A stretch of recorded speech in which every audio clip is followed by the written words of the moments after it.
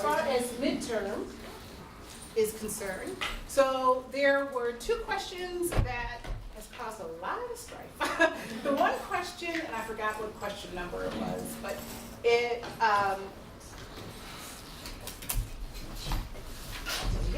there you go, thank you. Yep, that's it. Yes, sir. Okay. Yeah, I mean, you said, yep.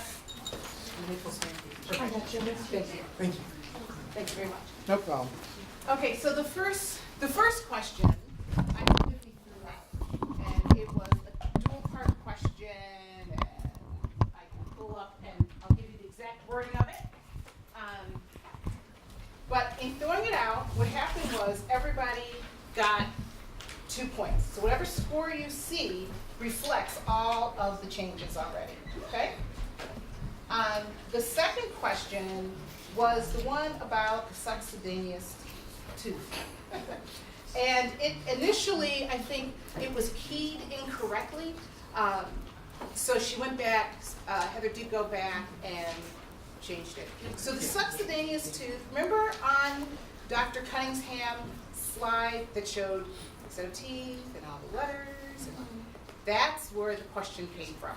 And I remember talking about that slide because you asked me about that slide and pulled up the slide and we pulled it up and I said to you, I know that slide. That was what the question was. And it was what, I think it was M. It was M? Okay. So that has been corrected. So actually, all of the changes were done before you actually saw the grades anyway. So whatever you have is actually what you have. I'm just trying to get the other.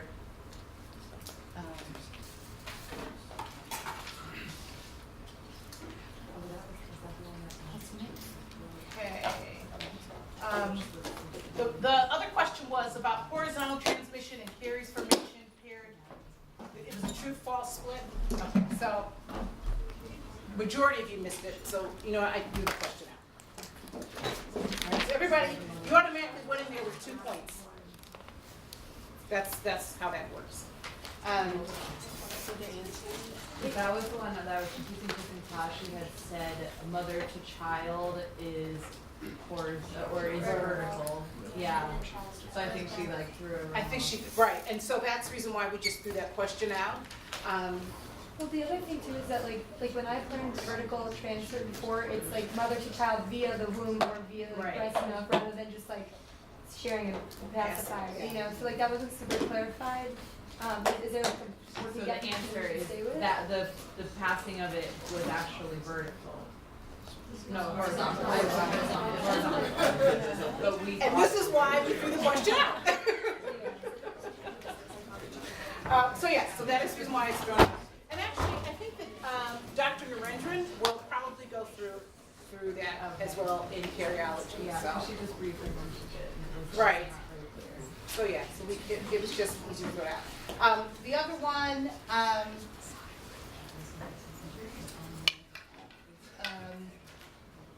M, the subcutaneous tooth was 22, and the majority of you got it right anyway, to be honest. So, okay, so that's with those. If you would like to see your midterm, you can go in and see it with Heather Ramsey. She's on the first floor of the office next door to Student Services. You can go in and see it. You're not allowed to take any notes, no pictures. You cannot take it with you. She actually, I think, just pulls it up for you on one of the other computers. But if it's just a matter of questioning, you know, what you answered, that is fine. Final is not cumulative, so you will not see those questions again. Yes? I just had a question about placing sealants. If we have a patient that isn't at high risk of caries, should we still place a sealant? When we are out, well, first of all the kids that are in Cleveland Municipal Schools are at a high risk. And so later on, do we place a sealant like in your private office? Is that what you're asking? It depends on the protocol that your office uses. You know, that's one of the beauties of being a private practitioner is you choose. And so whether you choose to include that as part of your regimen, as part of your recall, as part of your preventive measures, you can.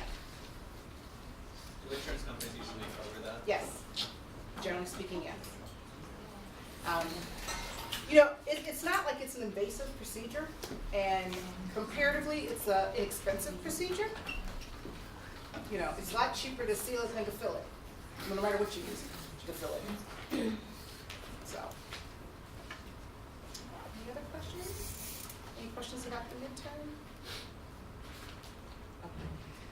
So yes, the other question that continues to come up is the scheduling. So the schedule that is posted is a schedule that we post in July. At that point, because as you see, there's a fair amount of people who come into this class, not me doing the majority of lectures, they have not confirmed them. And so even like Green Dot canceled the day before. You know, will we get Green Dot again? I'm trying to see if we can work them back in. And if I can work them back in, I'll send out a general email as to what the agreed date is. But right now, I'm not even sure if we're gonna get it back yet. You know, Green Dot is it's a really neat training, but it is exactly that. It is a training, and unlike the Diversity 360, Green Dot really does break you up, and they definitely need more than one facilitator. So it's not like we're working with one person's schedule. So that's the problem with Green Dot. But I would really like to get you exposed to it. It's just it's really a neat training, actually. We as faculty did it at one of our retreats, and it was almost interesting because, you know, our faculty, we range a gamut of, you know, races, cultures, age ranges, and it was interesting to see the type of interventions that were okay, and to kind of classify who thought what intervention was okay, or whether intervention was even needed. So it was really a neat one with us. I don't know that you're going to have that much of a difference with you guys. I think for you guys, it's going to more so give you some ideas of some optional interventions. But as I said, I'm working on it. I will definitely try to get it. Only other announcement is this Friday. So we have grouped, we have group 1, group 2, group 3. I cannot tell you whether I'm going to be, what group I'm with, which group has which facilitator yet. We really don't do that. We're just trying to get group 1, group 2, group 3. So I do have that, but we have not posted it quite yet. So I know this Friday we are scheduled to have group 1. I will post the groups this afternoon.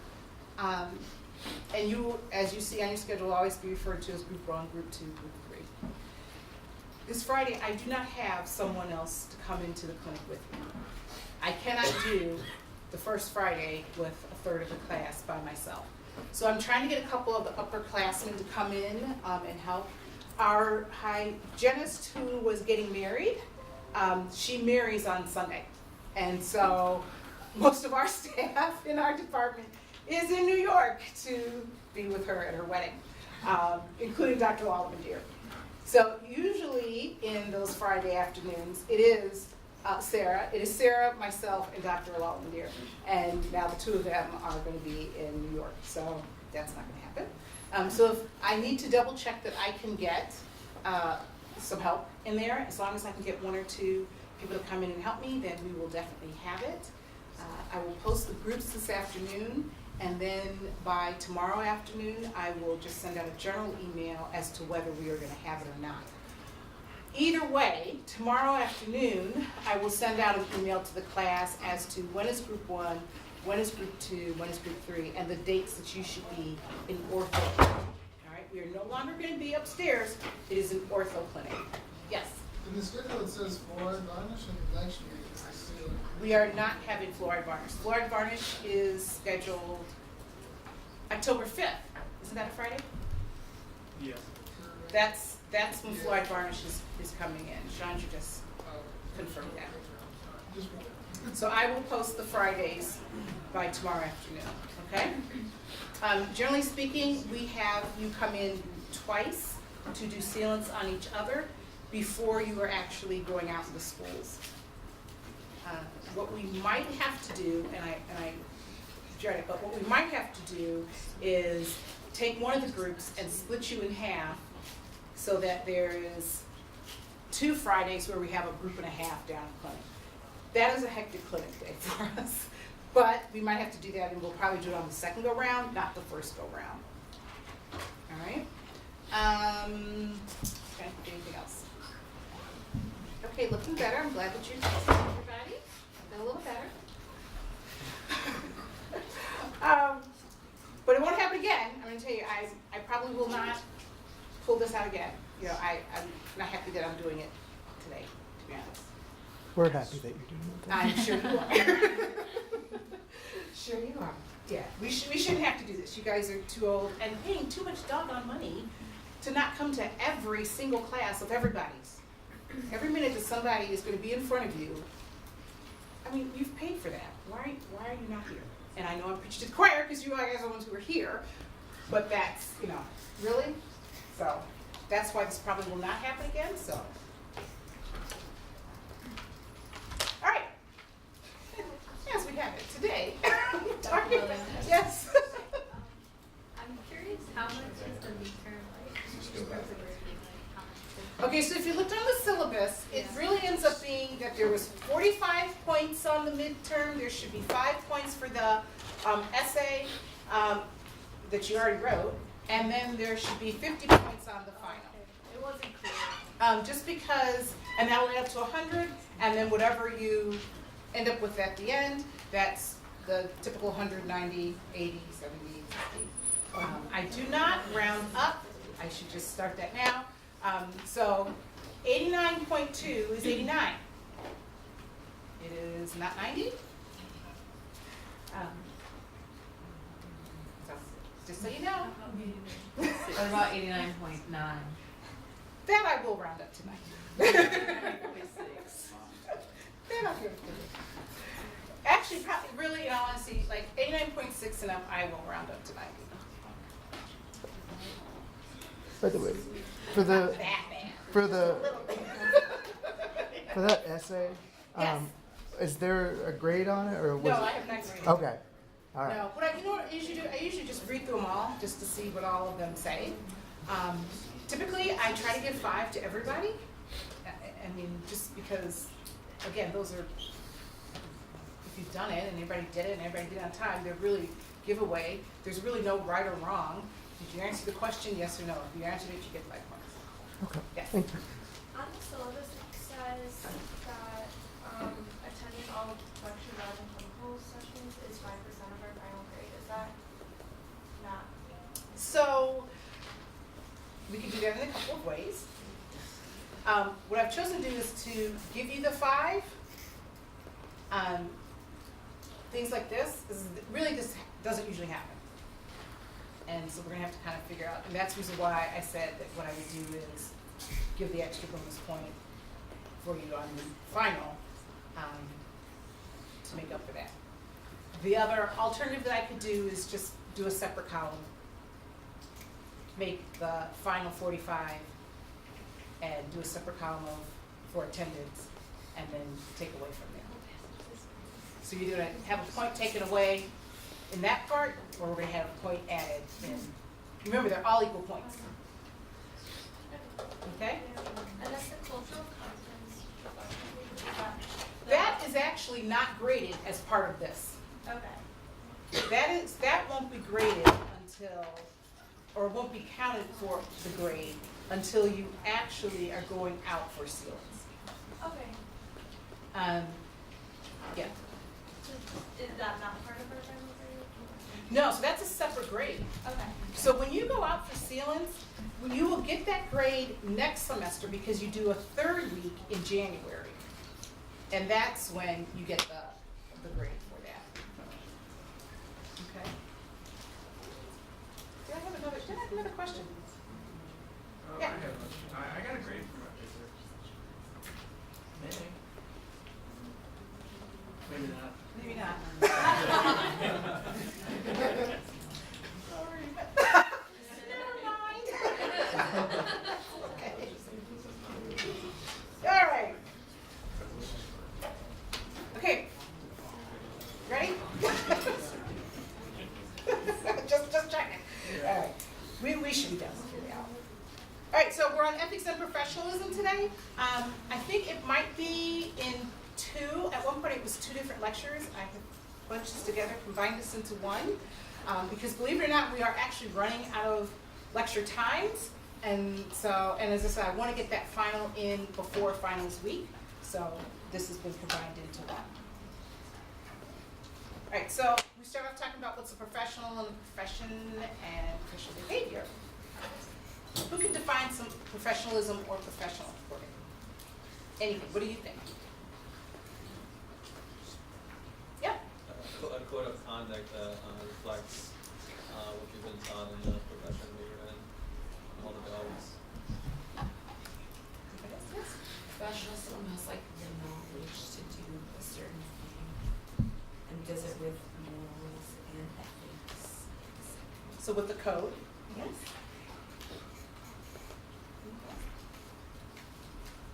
Yes. It's like both role specific and overarching. So like you have professionalism for being a dentist versus professionalism just in general and like handling it. Anyone else? The- Professional behavior applies to all times in life, not just in the workplace, but for professional and the way they act in all places. Very good. Well, specific, it's also, I would add, it's specific to who you're dealing with and what the context is. So you would act differently to your assistants and hygienists, your staff, than you would necessarily your patients. So I'd add that in there. Anyone else? Okay, so you see there's a lot of different definitions, but we, of course, have our own definition of it all. And it's interesting that it includes several different things. It does include a knowledge base, it does include a code of conduct, and it does include behavior and behavior guidelines. So what's a profession? One of the things is it's a calling. It's interesting that when you look at how they've been defined through the years, it is a calling with specialized knowledge. And it shouldn't be sand, it should be and. Okay, I'm tired. Often there is a long and intensive educational preparation. Thank you. Who has not signed this? Everybody signed in? Okay, we'll just circle. Scoot it to the back. Yeah. Thank you. It does involve long and intensive educational preparation. I don't care what the profession is. You have had some specialized training, you have a specialized knowledge, and oftentimes it doesn't take overnight, right? But we also have a body that is self-governing. That's our ADA. We govern ourselves. And we are a body that has been awarded a special status by our society. You know, even now I'm sure people are going to say to you, oh, you're in dental school to be a dentist. Like, yeah. But there's like this awe that you are in dental school, an awe that you want to be a dentist. So, society overall has already awarded you a special status, and as you continue through school and complete school, it happens to be more. So what's a professional? Actually, it started in the Middle Ages. And in the Middle Ages, we were looking at what? At priests, at lawyers, and at doctors. And they were the professionals. They professed to do good, right? All 3 of these people were doing good. And they did good for others, and they functioned with a code of conduct, also known as a social contract. So then, it wasn't a code of conduct, it was called a social contract.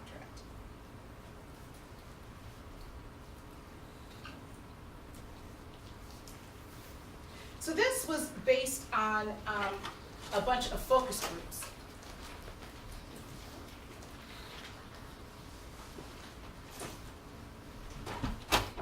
And the focus groups were asked to develop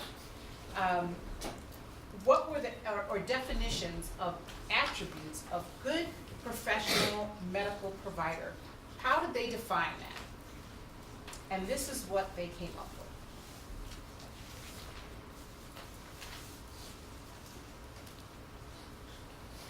Now, interestingly enough, This is just the attributes of a medical professional in general, anyone in the healthcare field.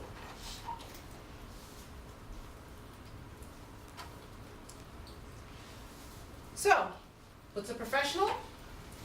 They have respect for human beings, they're competent, they have integrity. Their primary concern is actually service, especially in healthcare. You know, prestige or profit, and I get this every year. Somebody questions this. But that shouldn't be the main goal. The main goal is caring for your patients. We are going to get prestige and we're going to be profitable. But you can't sit there and choose which treatment is best for your patient based upon which is the most profitable for you. Even if it is the most profitable for you, or you do that, you won't be in business for very long. Patients do recognize that, and that's one of the things that comes up fast and hard, and it hits the providers hard because somehow or another over the years, then provider B moves down the street, or not far, whose really main goal is clear to help the patients, and patients can see it. Now this actually came from the American College of Dentists and their ethics handbook. Okay. Sign it. Better sign it. Sign it, and then I need it. Sign the paper. Sign in. Has everyone signed in? Once you sign in? Anyone else can sign? Thank you. And then just send it down. Okay, so what's professional behavior? It's behavior, because we just had some definitions. It promotes and adheres to by a body of self-regulated individuals. Again, isn't that what we are? It's agreed to by all individuals and usually involves a high degree of ethics and societal value. So is our code of conduct, or is our professional behavior agreed to by all individuals? Yeah, sort of. The ADA is a good representation of everyone, bless you, of every dentist. It is an option to join, but whether you join or you don't, you still have the benefits of the ADA. You still have the lobbying benefits of the ADA. You don't necessarily have the insurance and the insurance and all of that, but you definitely have the other.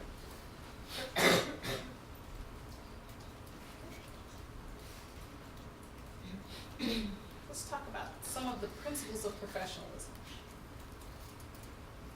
This is on from the Institute on Medicine as a Profession. Now, this Institute on Medicine aims to make professionalism in medicine relevant to physicians, to leaders of medical organizations, policy analysts, public officials, and consumers. Yes, I am reading directly from their webpage. This is actually from their website, and this excerpt is from a physician's charter. Physicians today face challenges to maintaining a high level of medical professionalism and must reaffirm their commitment to the principles of professionalism.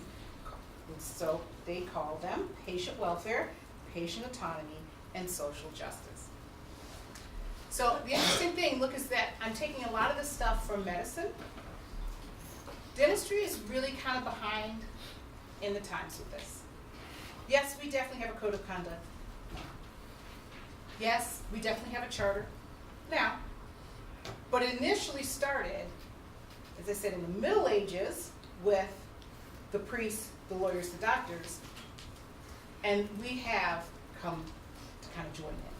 So a lot of the things that you will see on, if you look up dental ethics and dental professionalism or healthcare professionalism, is clearly guided, even from the nurses' point of view, is clearly guided by the physicians. Although you will see that even they are looking elsewhere. So professionalism is a skill and an attribute. Bless you. And more, it is including cultural competence or cultural sensitivity. Depending on where you look, depends on which one that's called. Now, I would say that cultural competence and cultural sensitivity are two different things. Most people will not. Many people will not. I think if you study ethics, if you study cultural awareness, you're going to call those two different things.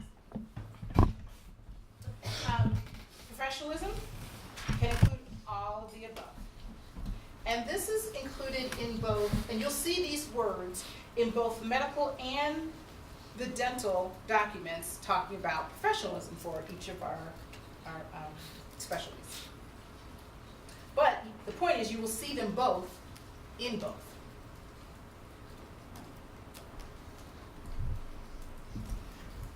And looking at these, you see that professionalism goes hand in hand with professional ethics. Right? We cannot separate the two. Right? So we're going to look at ethics in just 1 second. And this, as a matter of fact, these two definitions come directly from the American College of Dentists Ethics Handbook. It starts off not talking about the ethics of the profession, but talking about professionalism.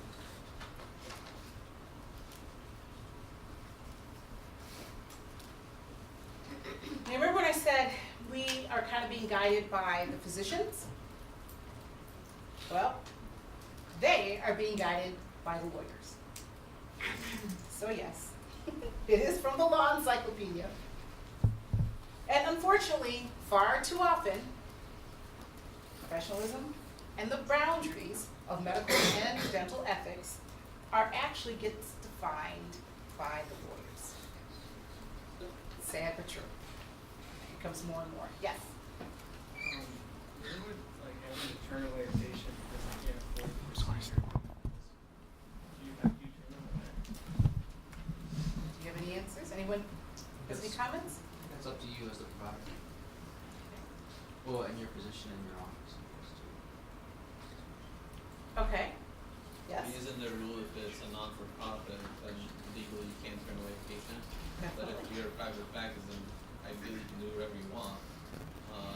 But ethically, I mean, you can't take everybody in, then you run out of business. But, you could always try to help the community out. Doing free exam day or something like that.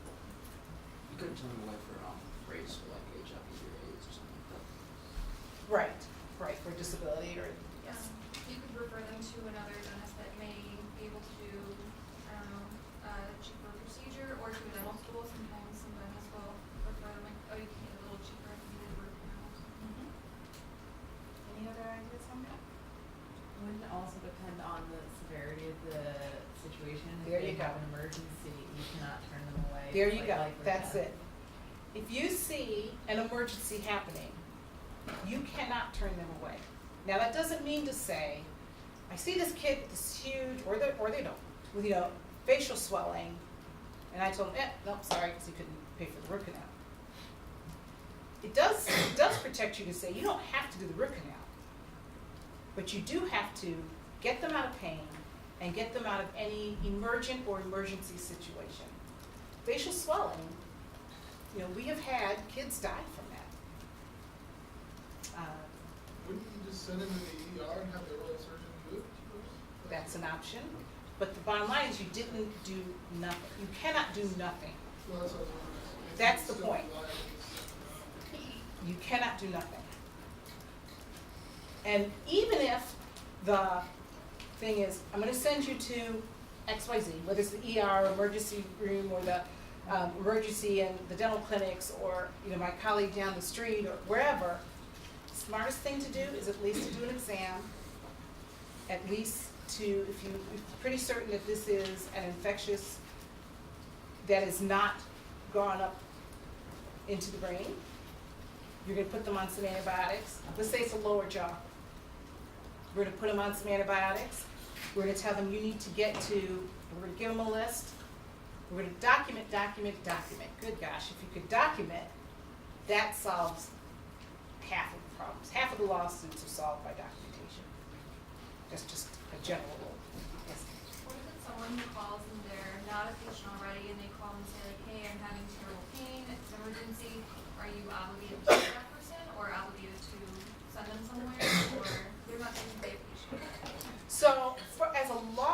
the law, you aren't obligated to do that. Are you ethically, there's the question. But if that's somebody who's walked into my office and then says, I don't have any insurance, I don't know how in the world, on the front desk says, I think here it's $40. I'm not even sure how much it is up front. Let's say it's $50 to be seen in an emergency. And they're like, I don't have any money, I don't have that, I don't get paid till next Friday, I can bring it back to you, and I have no insurance. And I'm looking at their swelling. You better do something. Yes? What do you do if you can't tell if it's somebody like seeking a pain prescription? It's like that can be a huge issue in especially medical offices, but dental as well. Oh, especially dental offices. Actually, we're being Really hit more even so? worse. Okay.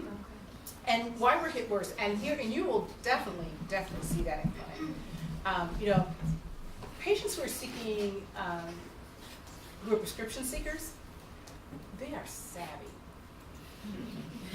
And trust and believe, you are not the first office, and you're not the first place that they have been, that they have sought this.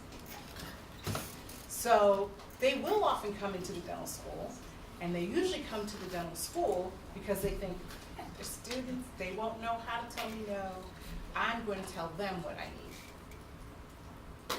And that's the mentality they come in with. So, quite frankly, I have had, when you register for the DEA, you pretty much register to write for just way too much, as far as I'm concerned, as a general dentist. And I was never one who was that hep on giving like an opioid or a really super strong. If you need all that, you need to be seeing someone other than me. Now, I can say I probably wrote in 20 years 3 opioid prescriptions. The first surgical, 3rd molar extraction, oh yeah. He needed 1 and I did 2. The worst day of my life, and I probably still remember.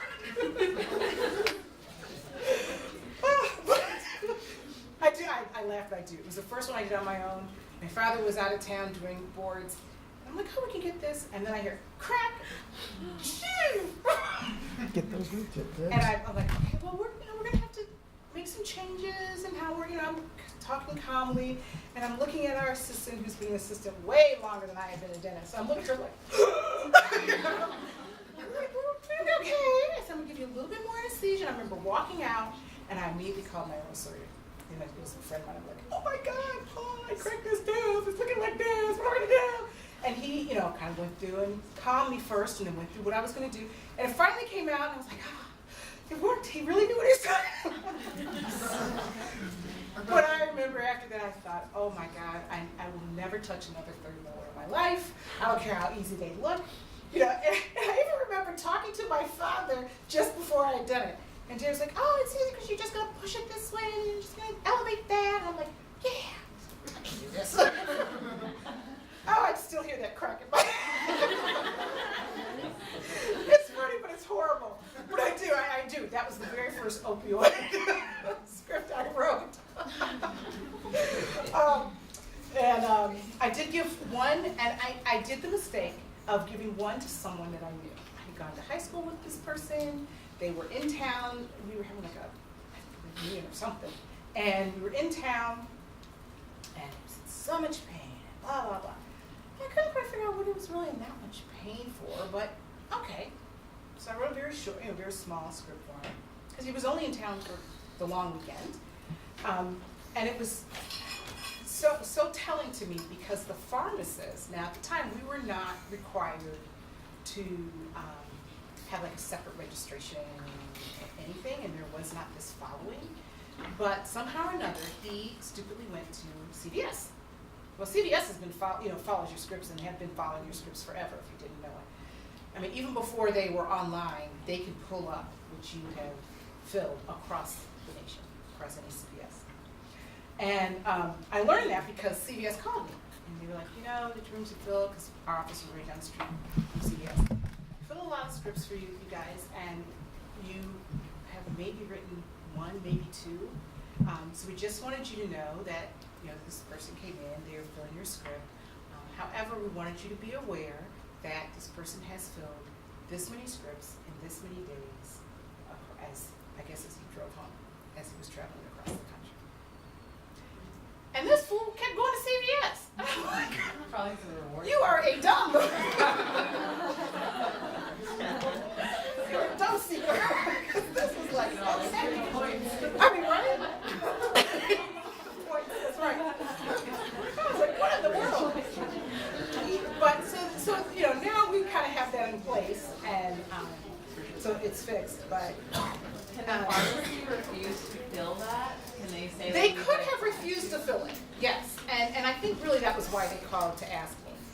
But I had given only like 5, 6 I mean, I hadn't given a week's worth of anything, and because he was only supposed to be here for a couple days, and you were supposed to be going back home, so you should be back with your provider and let them handle it. I'll get you through the next, you know, Saturday, Sunday. By Monday, you need to be wherever with whoever.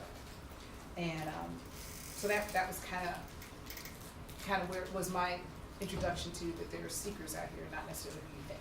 Yes, wait, let's go way in the back first. So I worked in a pharmacy for 2 years, and pharmacists, like, whenever they're suspicious of any prescription, they just say we don't have the drug, even though we have like a cabinet full of them. Oh, wow. So yeah, it was just very common to just refuse prescriptions. Say that. Smart. And then, yeah.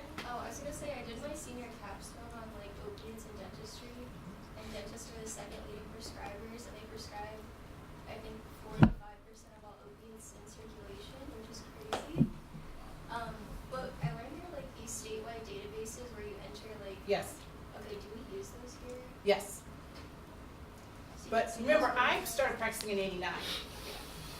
I graduated in '89. And I took like, you know, a few months off again and started practicing. And this was in the early '90s when that happened. So we did not have those state databases previously. Who was the number one prescriber? I think it was general practitioners. I would have thought it'd be ER. Interesting. I feel like the ER people think there were people going in there. I'm about to say, see, yeah. So they're on ER. They're kind of on. Where, see, we kind of, you know, we trust our patients, and we trust that, you know, why would you go to the dentist to get, I mean, it just doesn't kind of make sense to us, but it makes perfect sense to them. So, they kind of, they catch you off guard. And we are very unsuspecting, very trusting. Do you have no limit on how much or what type of opioids we're allowed to write a prescription for? Is there no checks on that? So, you know, when you get a DEA license, you check off what you are asking to be allowed to script. So, I mean, I'm sure, like, if I went and tried to ask, you know, can I script some IV something, they're going to question it, because why